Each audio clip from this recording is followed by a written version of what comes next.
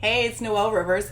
I wanted to briefly go over how to manage fear of going into other people's houses, whether you're a life insurance agent or a Medicare agent, or even if you're selling annuities and doing retirement planning. Unless you're having people come to your office or you work in an office, a lot of the time you're going to end up going in people's houses, either to do follow-ups from a seminar you were on, whether you conducted it, or if you just get leads and call people, set appointments, and then go to their house. This is something that I hear a lot of women ask about. It's actually rather unusual for a woman new to the business to just get started and not address the fear of going into houses of people that they don't know. And I was reminded of it because I heard one of my male colleagues training a new agent and trying to convince her that she didn't need to be scared of going into other people's houses. And I feel like that's a lot like trying to convince some of the guys that they don't need to be scared to pick up the phone and call people, because there are an awful lot of guys that don't want to set their own appointments because they don't like being told no on the phone, and you can't convince them otherwise, but they just go out and they hire somebody to set their appointments for them. Well, that's not really an option. If you're a field sales agent, you're going to be having to go into people's houses and talk with them. So I don't like to say eliminating fear or anything like that, because I've noticed that for the women who have that fear, it's very real to them, and they have family members that reinforce that fear, spouses who say, I don't want you doing this because I don't like the idea of you going to people's houses and I want you to be safe. Well, there are ways and strategies that can actually make you safer, but the important thing is to be feeling safer, because really it has more to do with the feeling of being safe. Because I can tell you all the statistics on how your husband, boyfriend, father, your kid's soccer coach is more likely to kill you or anything than anybody you get off of a lead. But that's just all very mental. There's the feeling that goes along with it, that all the statistics don't necessarily fix that feeling. So some strategies for working through that fear of going into other people's houses. One thing that you can do is you can, first of all, have a calendar.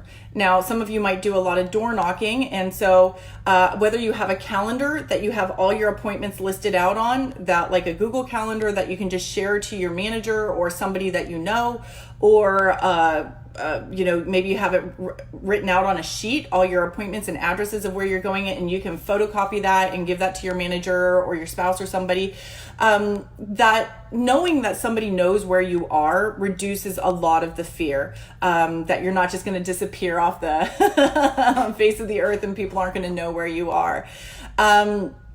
The other way to do it is that when you get to appointments, do a check-in call. Do a check-in call with your manager when you get to the door, or when you first sit down. Just say to your client, excuse me, whenever I get to a new appointment, it's company policy that I do a quick check-in, and just call your manager or even leave a voicemail for somebody and say, hi, yeah, my 3:00, yes, the one on Looking Glass Place, yes, that's exactly the appointment that I am. That's where I am. Are you available if I need anything? Okay, perfect.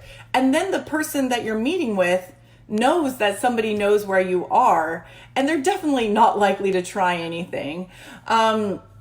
So there's that. There's getting a running buddy, getting somebody who is also possibly not comfortable conducting appointments on their own, and you guys sync your appointment schedule and you guys run appointments on the same days and time, and you maybe switch off or split the sales 50-50.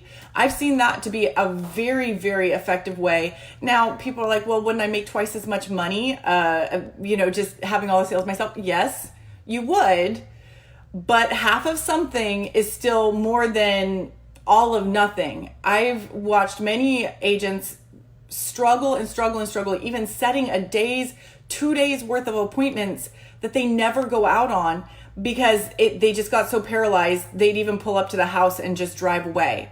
So if it takes having a friend go with you in the car, or, somebody that you're going to split sales with, that's way better than just not doing appointments. So those are 3 solid strategies that I've seen many agents use successfully to overcome the fear of going into other people's houses for appointments. Another option would be to sell insurance from home. Now, I've seen that's a real skill set that you have to work on. There are some people that have been very, very successful with that. I've seen that happen more after people have field sales experience and then they transition to doing phone sales, because it can be a challenge. It's much easier for people to tell you no over the phone than to tell you no in person. It's much easier for them to, want to shop around. You don't feel as real to them when you're just over the phone.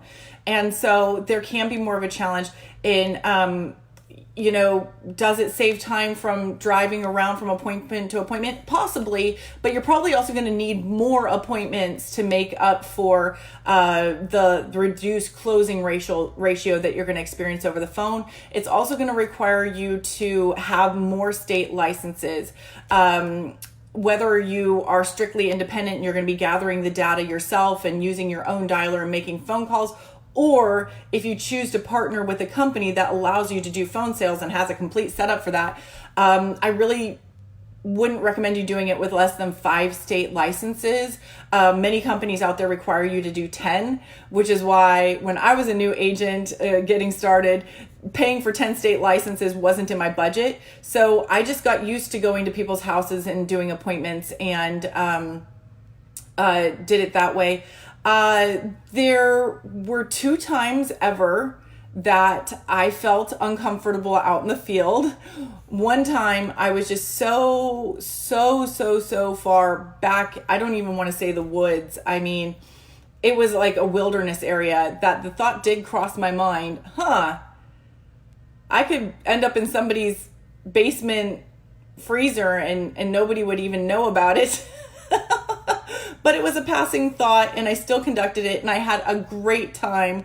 It was actually a really interesting appointment. He had a marijuana farm, and it was a funny appointment. And the policy is still on the books. Very nice man. I've been able to help him through many challenges, through him ending up in assisted living and, his kids taking over his farm and everything. So it's been a very ongoing relationship. The only problem there was I was really new and I missed a couple signatures, and I had to drive like 2 other times to his house to get that signature because he did not have internet access. Because he was so far out there. The other time was inner city Stockton. There had been a drive-by shooting on the corner of the house, right by the house I was going to. They were dog fighters. And sure enough, I go in and the guy has like a rap sheet as long as his arm. But it was so nice, and I helped him get coverage despite having felonies and things like that. And that's the thing. They're not... In my opinion, this is my opinion, nobody who has filled out a form and given up their name, address, personal health information and everything, this isn't somebody who's going to try and murder you. They're going to go on Craigslist. I mean, that's why there were Craigslist murderers. I mean, this is a financial transaction. They're expecting a certain amount of scrutiny having to do with it. And in my case, those were mortgage protection leads. Hey there, Charlene. Glad to see you. Let me know if you have any questions about this. I'd be happy to cover it right now. So they have given up enough personal information, and they have mortgages in many cases. Those were mortgage protection leads. So they're relatively upstanding citizens. They're not just fly by night, met them on an app somewhere. So they were very nice. Those situations worked out just fine. But I do want to emphasize that if anytime, anywhere, for any reason, you feel uncomfortable, either when you pull up to a house, you don't have to get out of the car. You go up to the door, you don't have to knock on it. You're in that appointment, you are 100% within your rights to just pick up and leave. There's nothing that says you have to stay there. And so one of the great things about being in insurance is that many of us, not all of us, have a lot of independence. And we have the freedom to do what we want. And so I'd encourage you to exercise your rights, be independent, either go out into the home and do appointments, or get a job in an office, or rent space in an office. That's another option. You can rent space, or ask a local agent if you can just borrow a desk in their office, work from a coffee shop. So several ways to overcome the fear of meeting with people in their homes. I hope you have a fantastic day. I hope it's very, very productive, and go out and get them.